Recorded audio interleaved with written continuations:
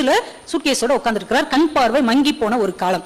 அவரை பார்த்தோன்னே இவருக்கு அடையாளம் தெரியுது. அவர் காலை தொட்டு கும்பிட்டு, ஐயா நல்லா இருக்கீங்களா, நான் தான் கவிஞர் வாலி. அப்படியே கையை தடவி பிடிச்சிக்கிட்டு, நீயாப்பா நல்ல பாட்டு எழுதுறப்பா, நல்லா இருக்கியாப்பான்னு கேட்கிறார். நல்லா இருக்கேன் நல்லா இருக்கேன்ட்டு இவரை எங்க போகணுமோ அனுப்பி விட்டுட்டு இவர் அந்த பெஞ்சிலே அதிர்ந்து போய் உட்கார்ந்துருந்தாராம். ஏன்னா அதே ரயில்வே ஸ்டேஷன்ல அந்த மனிதர் ஒரு காலத்தில் சூப்பர் ஸ்டாராக இருந்த போது அந்த ரயில் அவர் வந்தார்னா 10 நிமிஷம் ரயில நகர்த்த முடியாத அளவுக்கு ரசிகைகளும் வந்து அவ்வளவு கூட்டமா மொய்ப்பார்கள். இன்னைக்கு அதே ஸ்டேஷன் அந்த மனுஷர் உட்கார்ந்து இருக்கிறாரு. அவரை யாருக்கும் அடையாளம் தெரியவில்லை, அவராலும் யாரையும் பார்க்க முடியவில்லை. அவர் தான் எம்.கே. தியாகராஜ பாகவதர். டாக்ஸி வந்தம்மா நம்ம சாவித்திரி அம்மா, சிகரெட் கேட்டவங்க சந்திர பாபு அவர்கள்.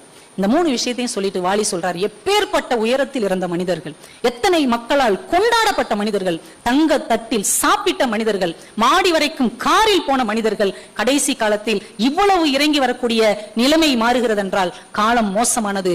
எனக்கு நானே சொல்லிக் கொண்டேன், அடக்கமாகும் வரை அடக்கமாக இரு.